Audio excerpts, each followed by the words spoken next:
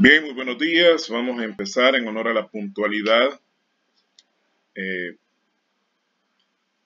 Vamos a tener este día según lo previsto, ¿no? Porque todo va a depender de las circunstancias, de la conexión, el estado de salud de cada quien. Son situaciones que a veces uno no puede prever. Sobre todo, en mi caso, pues no puedo hablar durante mucho tiempo porque empiezo a tener problemas con la garganta. Más como está el clima, que ayer tuvimos un calorcito algo rico y hoy pues al menos aquí en San Salvador hemos amanecido con unos ricos 18 grados, 20 grados de Celsius de temperatura. Está bastante fresco. Esos cambios de clima son los que a la larga, pues sobre todo a los que ya estamos próximos a la tercera edad, nos genera ese tipo de dificultades de salud. Así que hay que resguardarse, a los ancianos también. Yo sé que todos ustedes tendrán sus abuelitos por ahí, a estar bastante abrigados porque estas temperaturas generan siempre problemas. Entonces decía que este día vamos a hablar, vamos a retomar el último tema antes del parcial, que era sociedades mercantiles. Eso ya lo habíamos empezado a dilucidar. Y luego vamos a hablar sobre la ley reguladora del ejercicio de la contaduría pública, que es una ley relativamente nueva. Se aprobó allá por el año 2000, 2001, pero que vino a cambiar eh, el enfoque que se le daba al ejercicio de la contaduría, porque no existía una ley especial, por más de que el Código de Comercio así lo establecía, pero no había. Imagínense, el Código de Comercio tiene más de 50 años y hasta 30 años después eh, se logra prácticamente crear esa ley, que ya el mismo Código de Comercio decía que había una ley especial que iba a regular el ejercicio de la contaduría pública y la auditoría en El Salvador. O sea, vamos un poquito rezagados en una serie de aspectos legalmente. Hoy se ha acelerado un poco en la Asamblea Legislativa, pero no es tampoco la forma correcta, ¿no?, de estar aprobando leyes prácticamente a ciegas. Las leyes tienen que ser estudiadas, analizadas, se debe llamar a los sectores que puedan ser afectados por la ley.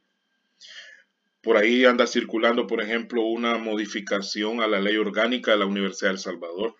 Habría que analizar qué es lo que propone esa reforma a la Universidad de El Salvador, porque algo bien importante que tiene la UES es que es una institución autónoma, es decir, es del Estado, pero tiene sus propias características que la hacen un poco independiente a lo que el Estado le puede ordenar hacer. Es decir, que la Universidad de El Salvador tiene ciertas decisiones que las toman sus propios estudiantes, con sus propios docentes y sus propios empleados, porque hasta los empleados forman parte de los organismos directivos de la UES. Y tal parece que la reforma va orientada a quitar a todo ese mecanismo de participación de todos los sectores de la universidad y que sea el Ministerio de Educación el que establezca requisitos y que pues decida a la larga quiénes son los que pueden ser electos para un cargo o no. Eso viola de alguna manera la independencia de la institución. Pero bueno, esa es la Universidad de El Salvador y ellos sabrán cómo van a resolver ese problema. Ahora, decíamos de que vamos a hablar de la ley reguladora. Creo que en cuanto a la temática vamos a ver dos cosas ahora. Lo que es la escritura de constitución, que es lo que no hemos visto, no hemos desglosado, que es el artículo 22 del Código de Comercio. Y por otro lado vamos a hablar sobre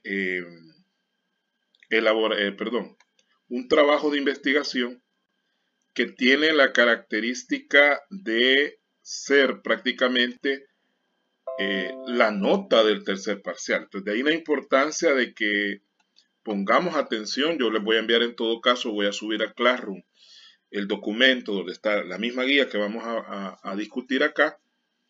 Y obviamente en el camino usted va pues a ir preguntando lo que considere, porque ese trabajo, así como lo ve, va a ser de un gran valor para todos ustedes, sobre todo cuando ustedes se egresen, se gradúen y puedan ejercer de alguna manera su carrera profesional, porque muchos de los servicios profesionales que nosotros nos piden los clientes está precisamente en ese trabajo que vamos a hacer. Pero eso lo vamos a ver en la última parte de la sesión de este día. Vamos a ir tratando de dosificar el tiempo.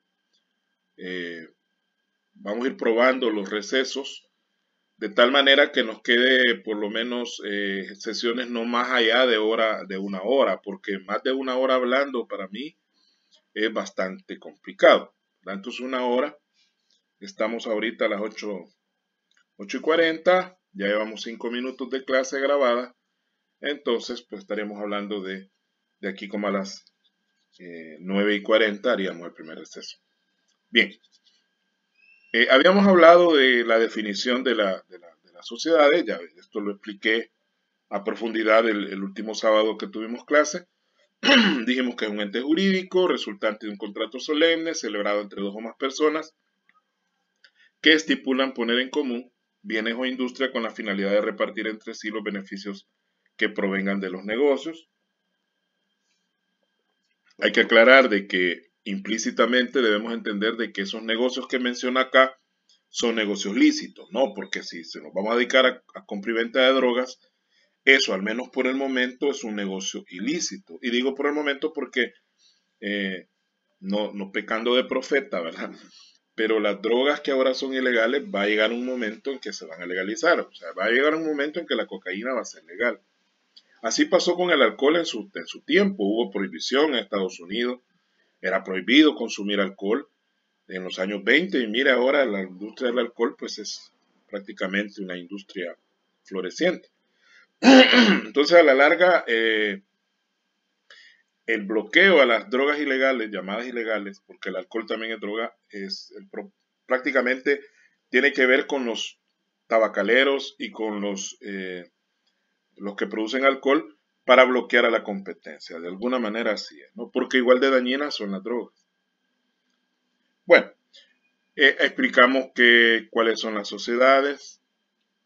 Habían sociedades de personas, sociedades de capital, en unas les llamamos socios y en otras accionistas, y que en las sociedades de personas pues la calidad personal es lo que influye, mientras que en las sociedades de capital es el aporte económico el que manda. Si usted tiene plata, entra, si no, no. Luego, dentro de las sociedades de personas hay 3 grupos: colectivas, comanditarias simples y de responsabilidad limitada, y que cada una de ellas tenía una característica de acuerdo a su responsabilidad. En las colectivas todos responden de manera solidaria e ilimitada, ya explicamos eso también. Lo que es conmigo es con vos, y lo de ilimitado es que podemos responder aún con nuestros bienes personales. En las comanditarias simples hay una responsabilidad mixta, es decir, hay comanditados y comanditarios. Unos responden de manera solidaria y otros responden de manera solidaria y limitada, y otros de manera limitada. Y la sociedad de responsabilidad limitada, como su nombre lo dice, pues la responsabilidad de todos los que la integran es limitada. En el caso de las sociedades cooperativas, todas son de responsabilidad limitada. Si tengo el privilegio de impartirles contabilidad cooperativa, pues ahí vamos a hablar un poco de cuál es la diferencia entre una sociedad cooperativa y una asociación cooperativa. Creo que por ahí en agrícola están viendo parte de cooperativismo, porque mucha de la producción agrícola está orientada o está generada a través de cooperativas. Luego están las sociedades de capital, donde están las anónimas, que son prácticamente el 95%, me atrevería a decir, de todas las sociedades que hay en el país, son anónimas. Y las sociedades comunitarias por acciones, que también es un tipo de sociedad que casi no se da. En las anónimas la responsabilidad es limitada, y en las comanditarias pues es mixta. Y llegamos a la escritura. Ya habíamos definido, hablamos de la escritura pública como documento genérico. O sea, la escritura pública es un documento genérico que puede servir para muchas cosas. Es un documento a través de la cual un abogado, que al mismo tiempo de ser abogado es notario, ya explicamos eso.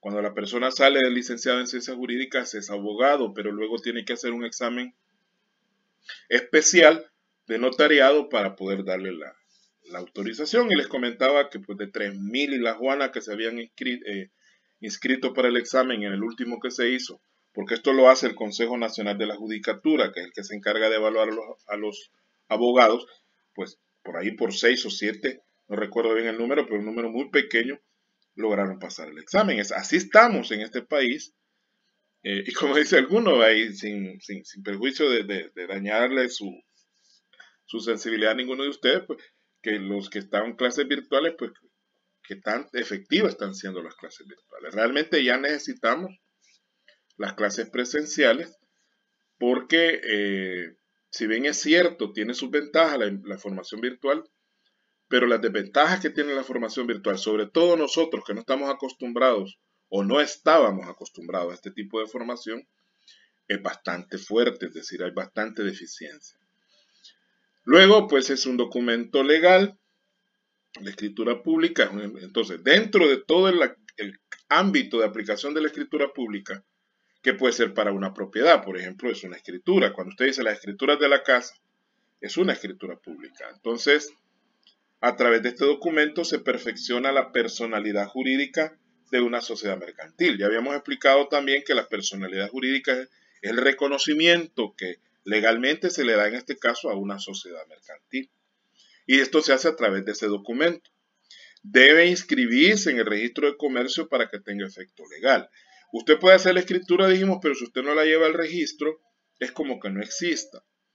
Todo lo que se hace a nivel mercantil debe pasar por el registro de comercio para que tenga obligatoriedad o para que sea vinculante. Esa palabra vinculante significa para que legalmente usted pueda alegar o exigir a través de un documento, este debe estar previamente registrado o inscrito en el registro de comercio.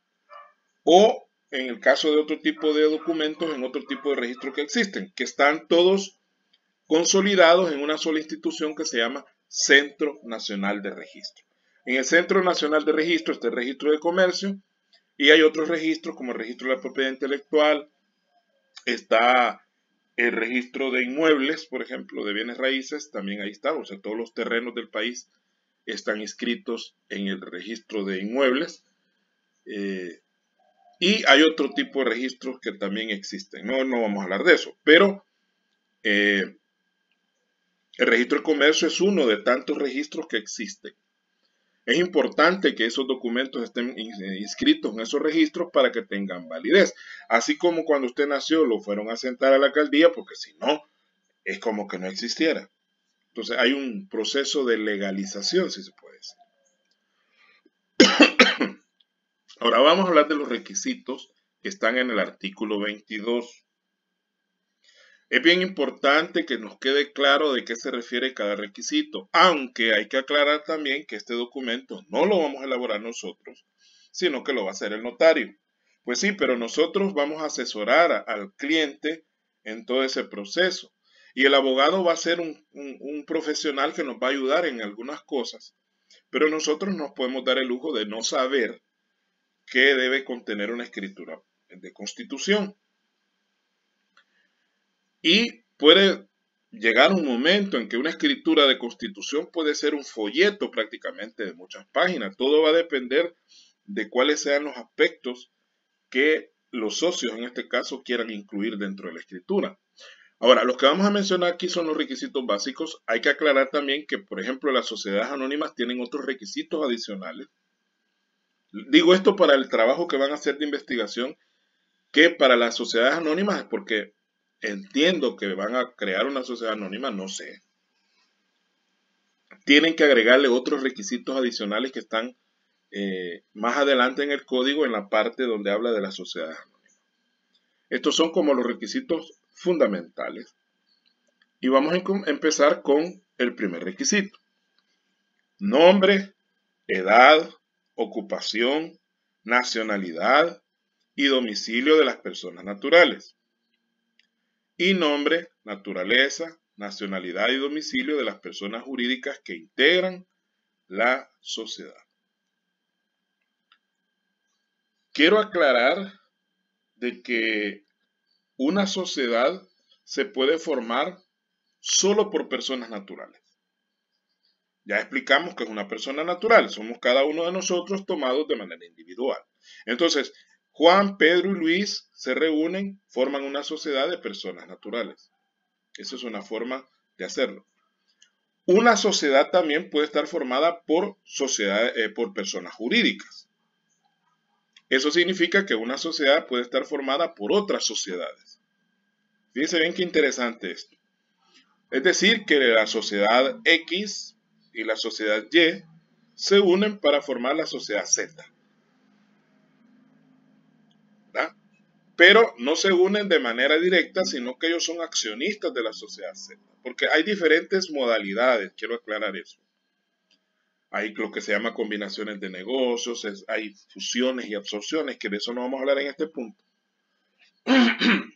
Pero aquí estamos hablando de un negocio conjunto, es decir, hay una sociedad X y una sociedad Y que sin disolverse, o sea, ellos no se disuelven, sino que ellos crean una sociedad Z. ¿Verdad? Ponen capital cada una de ellas para formar la sociedad Z.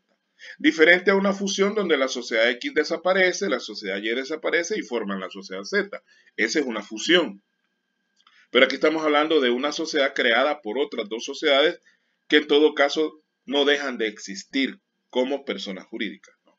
Sino que crean otra sociedad solamente aportándole capital a esa nueva sociedad. Entonces, ahí hay una sociedad formada por sociedades o por personas jurídicas. Y el tercer caso es que también una sociedad se puede formar por una mezcla de personas naturales y de personas jurídicas. Entonces, don Pedro, don Luis, se asocian con la sociedad X y la sociedad Y para formar la sociedad Z. Entonces, ahí estamos hablando de una sociedad formada por una mezcla de personas naturales y personas jurídicas. Voy así lentito, jóvenes, porque quiero que quede bien clara esta situación. Que usted le quede claro cómo se puede formar una sociedad. Primero, solo personas naturales. Segundo, solo personas jurídicas. Y tercero, mezcla de personas jurídicas y personas naturales. Desde ese punto de vista, estos requisitos significan que si son personas naturales, debe ir el nombre de esa persona completo, de acuerdo al documento único de identidad, que es en este caso el documento básico para obtener esos datos. O sea, no es la partida de nacimiento la que usted le va a dar al abogado, sino que es el DUI. Ahí va a ir su nombre completo. Digo que de acuerdo al DUI porque muchas personas no usan el nombre que tienen legalmente. Yo he conocido, bueno, hoy se da menos que antes era más común, que decían, donde don José, donde don Chepe, y cuando ya veían el documento no se llamaba, ni siquiera se llamaba José. ¿Y por qué? No, es que siempre me acostumbré a que me dijeran José. Por eso en los documentos decía a veces, o dice, si usted ve algunos documentos, dice, firmó este documento don fulano de tal, conocido como, y ya le ponen el otro nombre que la gente le usa para llamarlo. Y hay gente que tiene hasta 3 o 4 alias, ¿no? O sea, fulano de tal, conocido como tal, o también conocido como tal. Entonces, ese desorden, porque ese desorden ya no se da en la actualidad. O sea, que hoy en la actualidad, pues la mayoría de personas respetamos el nombre que nos pusieron en nuestra acta de nacimiento y obviamente el TUI. La edad cumplida, tiene que ser la edad cumplida, no la que va a cumplir. Miren que en un mes para cumplir 50 años, no. Entonces tiene 49, ¿no? Ocupación, ¿verdad? También el DUI establece cuál es la ocupación de la persona. En un caso usted dice estudiante, ¿no?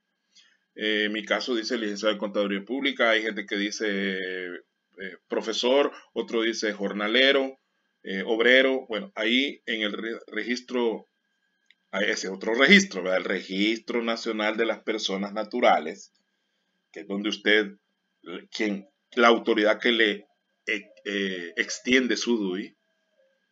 La empresa Muhlbauer, como se llama la empresa, es una empresa contratada por el Registro Nacional de Personas Naturales para hacer el trabajo, pero en realidad quien le da el documento es el RNPN. De hecho, el DUI ahí dice, hay un cuadrito ahí donde dice RNPN. El domicilio, que en este caso se refiere al municipio donde usted vive o donde usted dice vivir. Porque hay gente que tiene varias casas, ¿no? Sobre todo los caballeros, ¿verdad? Dulce Nombre María, tienen el Paraíso. tienen varios hogares, dicen, ¿verdad? Entonces, el domicilio es el que está en el DUI, ahí dice dónde vive usted, según el DUI, ¿no? Ahí dice domicilio, El Paraíso, San Rafael, Nueva Concepción, lo que sea, ¿no? Eso en cuanto a las personas naturales. Entonces, decir, don José Francisco González Pérez, licenciado en Ciencias Jurídicas, salvadoreño, del domicilio de Chalatenango. Entonces, esa es la información básica que debe llevar en la escritura. Y en el caso de las personas jurídicas, si hay sociedades involucradas, entonces el nombre, cómo se llama la sociedad, la naturaleza, que se refiere a si es anónima, si es colectiva, o sea, es la naturaleza jurídica de la que habla aquí. La nacionalidad, si es una sociedad nacional o es extranjera, la sociedad de origen nicaragüense, de origen español, depende. Y el domicilio de las personas jurídicas. Ahora, el problema de las personas jurídicas es que no tienen un domicilio, o sea, no son personas como nosotros que viven en una casa, sino que pueden tener, de hecho, varias sucursales y establecimientos a nombre de la sociedad. Entonces, en el caso de las sociedades, el domicilio es donde está la oficina principal.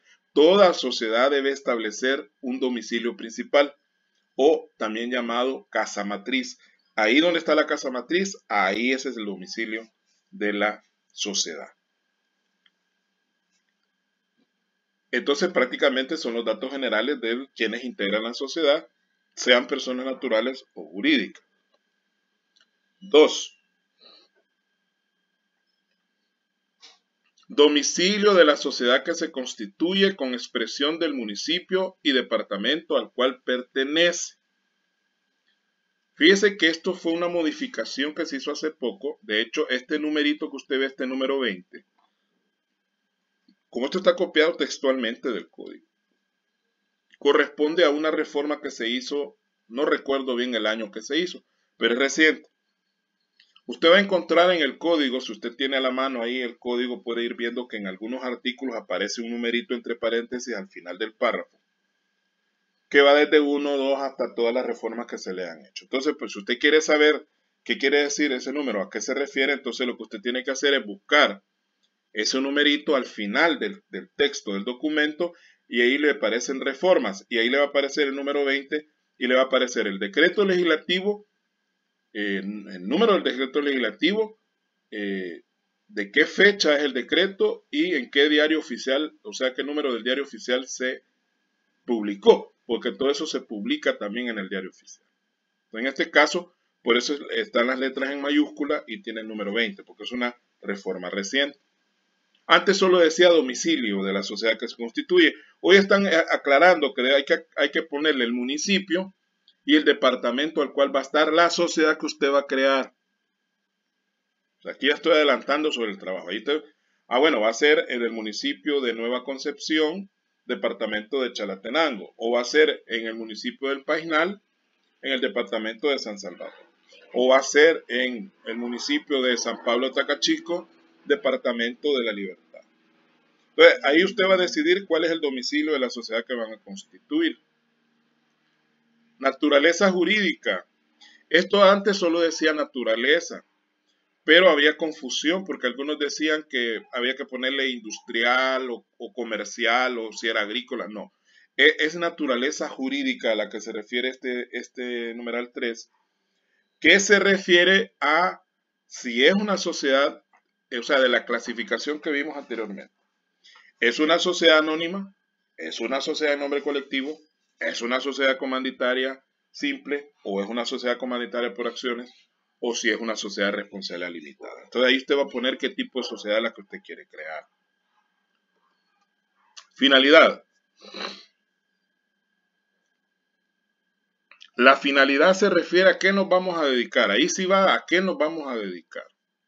Y aquí es donde muchos abogados, porque hay que aclarar también de que la mayoría de notarios lo que hace es agarrar una escritura ya hecha, y esa escritura ya hecha solo le van cambiando los datos de las personas. De hecho, ya tienen programas.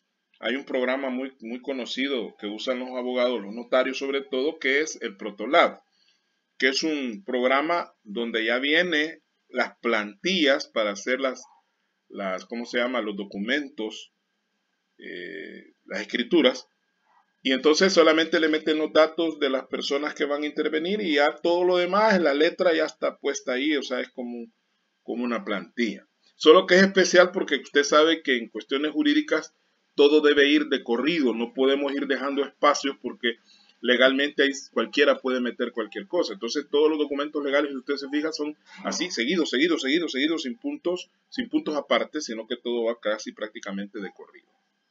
Entonces, a que quería decirles es que los abogados generalmente dicen, bueno, ¿a qué se va a dedicar la empresa? Mire, nosotros vamos a dar servicios contables y de auditoría, por ejemplo. Queremos poner un despacho. Va. Si solo le ponen eso en la escritura, dice finalidad, servicios de contabilidad y auditoría. El problema que se puede dar es que en el futuro ustedes quieren, si les fue un poquito mal en el servicio de auditoría y quieren poner, qué sé yo, ventas a domicilio o quieren agregarle otra actividad económica, van a tener que estar llamando al abogado cada vez que lo quieran hacer. Entonces dicen los abogados, mire, para evitar este problema que usted esté gastando, porque cada vez que llamamos al notario hay que pagarle, le vamos a poner aquí una listita, ¿verdad? Una listita de finalidades a las que puede dedicar, empezando por la que ustedes dicen, ¿no? Servicio de auditoría y contabilidad, asesorías tributarias y bla, bla, bla, bla, todo lo que tiene que ver. Y ahí le ponen servicios de limpieza, le ponen siembra de café, se matan pollo los sábados. Bueno, ahí les zampan, que el verbo zampar es correcto, hay que aclararlo, les zampan todo lo que se les ocurre para que a la hora de querer cambiar de rubro no hay necesidad de estar modificando la escritura. Yo he visto escrituras que llegan hasta la letra X en la finalidad. O sea, A, B, C, D, F, G, H, I, J, hasta la X. Como 20 finalidades, 21 finalidades. Entonces, con esto no estoy diciendo que usted lo va a hacer así. Usted lo va a hacer como usted considere.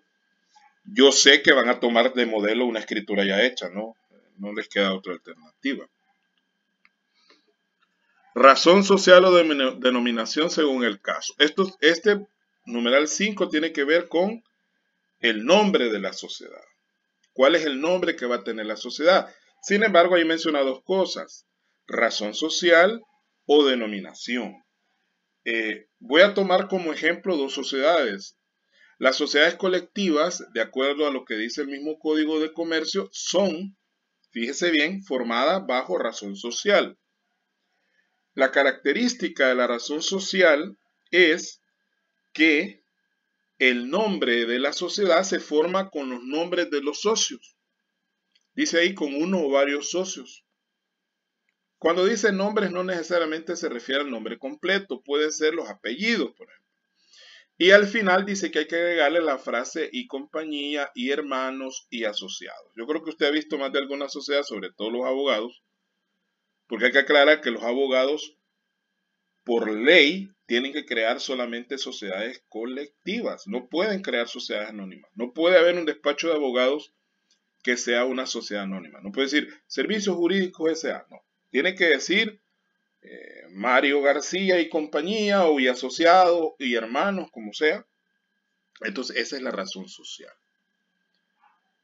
En el caso de los despachos de auditoría, anteriormente, así decía el Código de Comercio, que era obligación que se crearan como sociedades colectivas. Por la misma razón de los abogados, ¿no? Que es una de las tres profesiones que son de ejercicio liberal. Las tres profesiones de ejercicio liberal son la abogacía, la contaduría pública y la medicina en todas sus ramas. Ahí hay un montón, ¿verdad? Porque ahí entran los odontólogos, entran los médicos generales, entran hasta los psicólogos, que no son propiamente médicos, ¿verdad? Pero sí los meten dentro del mismo huacal. Lo cual significa que tanto abogados como contadores públicos y médicos debemos tener una autorización del Estado para poder ejercer. Esa es una característica.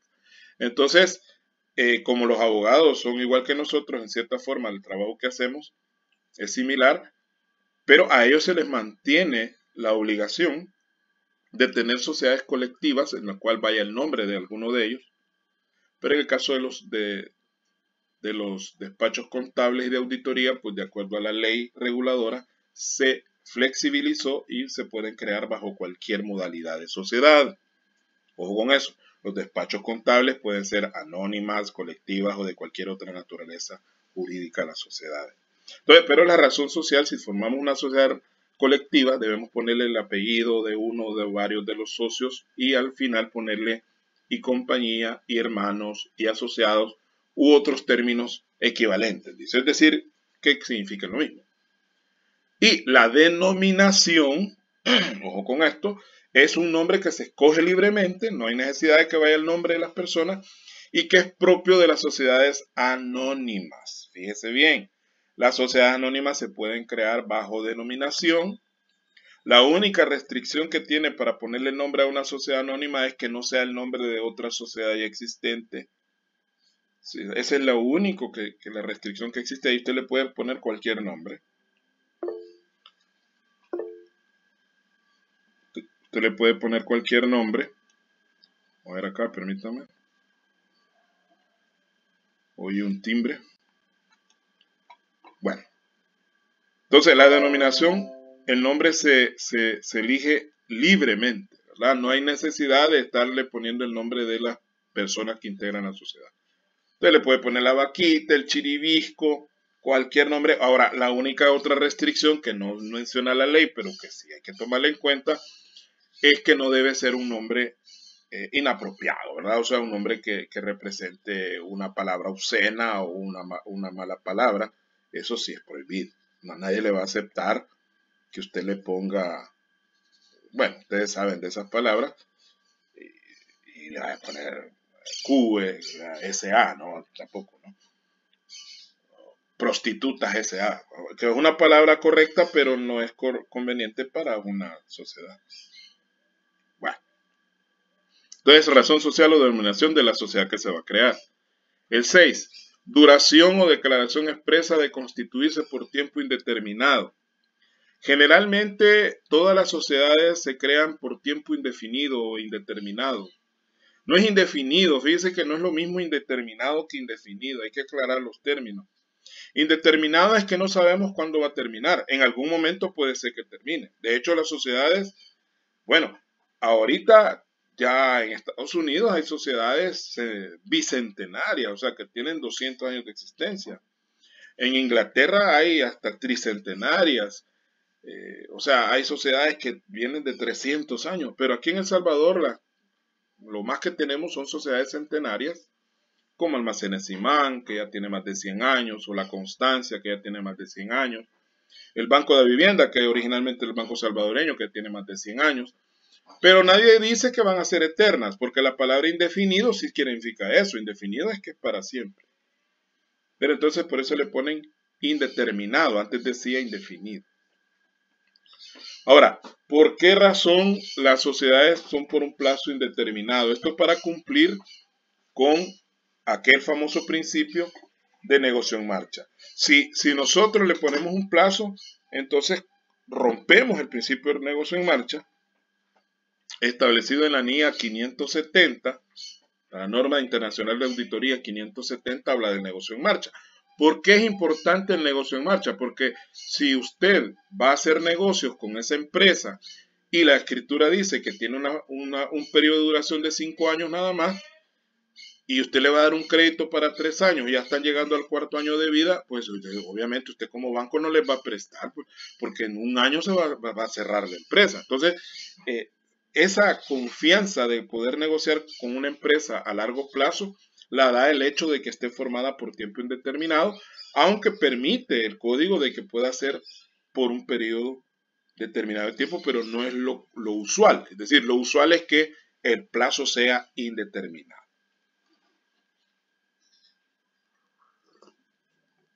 Todo para garantizar el principio de negocio en marcha. 7. Importe del capital social. O sea, ¿cuánto plata le van a meter? ¿Cuánto es el billullo? Ustedes tienen que pensar en eso también, no en una situación real, porque puede ser que ustedes quieran poner un negocio de $1 millón y no tengan $1 millón. No se limiten, ¿verdad? en este aspecto no se limiten, inventemos, ¿no? Ahí que Fátima va a poner 2 millones de dólares, y que Juan José va a poner 3 millones, y que Marroquín va a poner 1,5 millones. Inventen, ¿no? Pero sean un poquito, ¿verdad? No, tampoco. Ay, mira, vamos a poner tantos miles de millones de dólares, porque eso sería totalmente irreal. Ahora bien, menciono otro detalle. Cuando el capital sea variable, se indicará el mínimo. De esto quiero que quede también claro. Hay dos tipos de sociedades con respecto al capital. Es sociedades de capital fijo y sociedades de capital variable. Voy a hablar primero del capital fijo. Las sociedades de capital fijo, como su nombre lo indica, tienen un capital fijo que debe estar establecido en la escritura, que es lo que estamos viendo aquí. Ahí dice capital fijo de 100,000 dólares. Eso no significa necesariamente, fíjese bien, que en algún momento esos 100,000 dólares no se puedan cambiar, ya sea para mayor o para menor. Sí, en algún momento podemos aumentar el capital más allá de 100,000 o bajarlo por debajo de 100,000. Pero si es de capital fijo, entonces debe hacerse una modificación a la escritura de constitución, fíjense bien, para poder hacer el cambio. O sea, hay que llevar al notario otra vez. Va, mire, venga, licenciado, fíjense que queremos subir el capital a 100, de 100,000 lo queremos subir a 200,000. Entonces, él va a hacer una modificación de la escritura porque el capital es fijo. ¿Ah? ¿Cuál es la característica que distingue a la sociedad de capital fijo en cuanto a su nombre? Es que no llevan nada más que la denominación o la razón social. Por ejemplo, la vaquita SA. Si dice la vaquita SA, usted debe asumir que es capital fijo. O sea, nunca le va a poner ahí de capital fijo. ¿No? Si no lleva nada después de la razón social o de la denominación de la empresa, se debe asumir que es de capital fijo. Así de entrada. Ejemplo, los bancos. Los bancos por ley son sociedades de capital fijo. Es decir, un banco no puede tener capital variable, es de capital fijo. Y usted observa todos los bancos, su razón, su denominación, porque no es razón social, dice Banco de Vivienda S.A., que no es el nombre de la sociedad, porque en realidad es la vivienda salvadoreño, se llama en realidad la vivienda salvadoreño S.A., Banco Cuscatlán S.A., Banco Agrícola S.A., no llevan nada más que eso, entonces son de capital fijo. Ahora vamos a las de capital variable.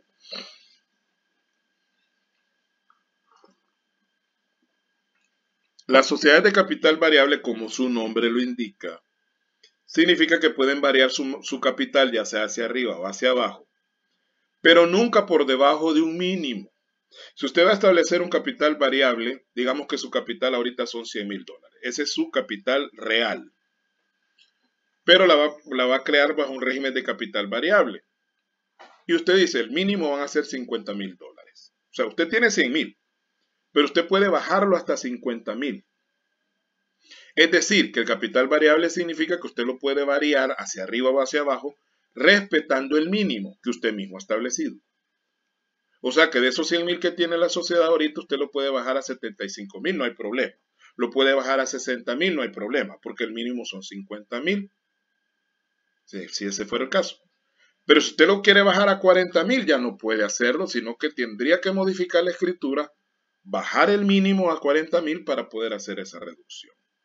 Entonces hay más flexibilidad en un régimen de capital variable. Por eso el capital variable obliga a que establezcamos un capital y aparte de ese capital establezcamos un mínimo por debajo del cual no puede variar. Eso es bien importante que vaya en ese punto número 7. Ahora bien, ¿cómo se distinguen las sociedades de capital variable en cuanto a su denominación o su razón social? Que a la par de la denominación debe agregársele de capital variable o sus siglas que serían DCV. Entonces, todas las sociedades que usted conoce y que dicen DCV son de capital variable. Por ejemplo, usted puede crear una fábrica y decir Fábrica de Lácteos SADCB. Entonces, es una sociedad anónima de capital variable. ¿Por qué es importante que en la denominación o en la razón social vaya este detalle? Para que cualquier persona que quiera hacer negocios con la empresa sepa que hay una variabilidad del capital y por lo tanto no haya una seguridad en un 100% que el capital no se vaya a modificar, ¿verdad? Es decir, que el capital fijo es una garantía, de cierta forma, de que el capital está resguardado. Si el capital es variable, esa garantía ya no es tan cierta, ¿verdad? Porque el capital puede variar. ¿Y por qué es importante esto? Porque el capital es lo que sirve de base para responder en caso de quiebra u otro tipo de situación. Bien. O sea, dentro de la estructura de la escritura voy metiendo otros detallitos que no los vamos a ver por separado por cuestión de tiempo. Así que vaya tomando nota. Número 8. Expresión de lo que cada socio aporta en dinero o en otros bienes y el valor atribuido a estos. En el punto 7 dice capital, ahí va redondito, ¿no? Tantos miles o tantos millones de dólares. Ya aquí hay que hacer un detalle de lo que cada socio aporta, ya sea en dinero o en especie, como se le llama a otro tipo de bienes, y el valor que se le atribuye a cada uno de ellos. En el caso del dinero, pues el dinero vale lo que vale, ¿no? Si son 10,000 dólares, son 10,000 dólares. Pero si usted está aportando un vehículo o está aportando una máquina, hay que hacer una evaluación. Y esto, los socios generalmente lo que hacen es contratar a un perito evaluador, así se llaman peritos evaluadores o experto evaluador, que es la persona o generalmente es una empresa que hace el valúo. Es decir, este vehículo vale tanto, tomando en cuenta su naturaleza física, el mercado y un montón de factores que ellos consideran, y ya pues le dan un valor. Por ejemplo, en el área de vehículos donde más hay empresas evaluadoras, hay una empresa muy famosa aquí en El Salvador que se llama Gibson. Gibson es una empresa que evalúa vehículos. Si usted va a ir a una empresa a venderle el carro suyo, porque cuando lo vendemos así en forma privada no hay necesidad de esos detalles, pero si usted lo va a vender usado a Grupo Q o a Excel para que lo vendan, ellos contratan a la empresa para que usted lo vaya a evaluar a la empresa. Lo mismo si usted lo va a dar en garantía por un préstamo, a veces la cooperativa o el banco que lo mandan a Gibson para que le hagan un valúo del vehículo. Entonces ahí debe ir detallado lo que cada quien va aportando y cuánto vale lo que aportan. También es necesario aclarar que si el aporte va a ser totalmente en efectivo, usted puede dar una parte nada más del capital de entrada, ¿no? Entonces el 25% y el otro 75% lo va a dar después, siempre y cuando el aporte completo sea en dinero. Pero si usted va a hacer aportes en especie o una mezcla de dinero y especie, dice el código también de que hay que aportar el 100% de todo desde el principio. No puede usted aportar un porcentaje, sino que tendría que aportarlo completo. Solo, repito, cuando es dinero, totalmente dinero lo que usted va a aportar, usted puede aportar un porcentaje y el resto aportarlo después. Pero si el aporte es en especie, o sea, en bienes, o una mezcla de bienes y dinero, pues hay que darle 100% de entrada. 9. Régimen de administración de la sociedad con expresión de los nombres, facultades y obligaciones de los organismos respectivos. Toda sociedad tiene un régimen de administración, es decir, cuáles son las máximas autoridades que dirigen la sociedad. Y en el caso de las sociedades anónimas, que es el caso más frecuente,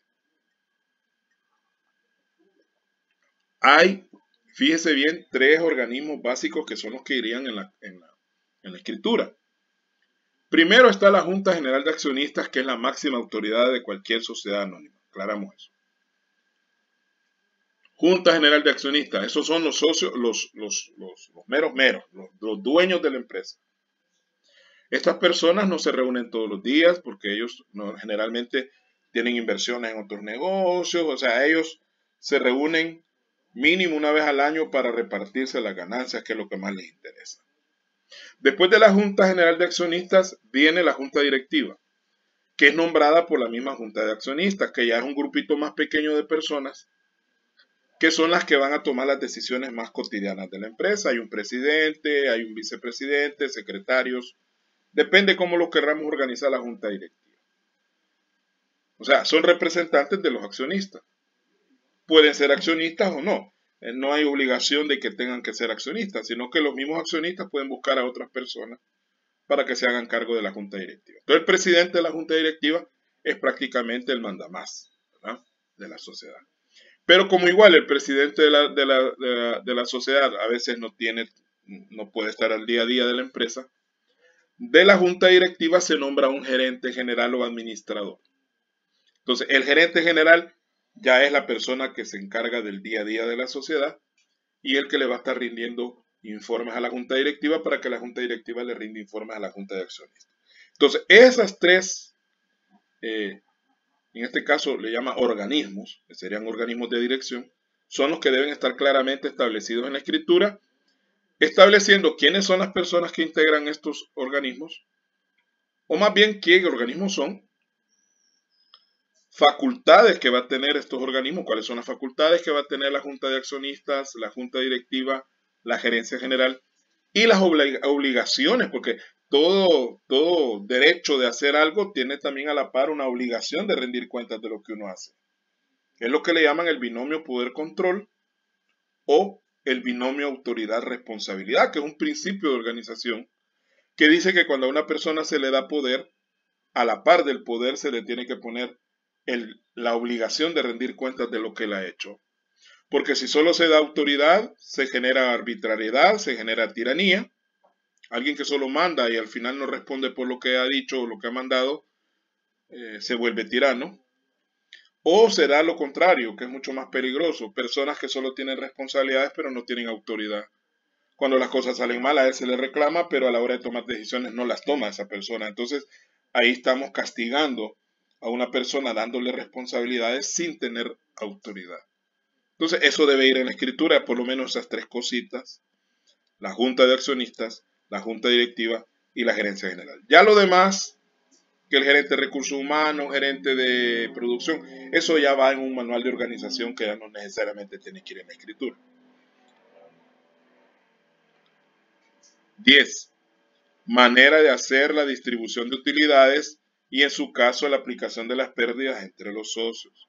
Debe quedar claramente, y este detalle, este punto 10 es bien importante que no lo olvidemos, porque es la manzana de la discordia.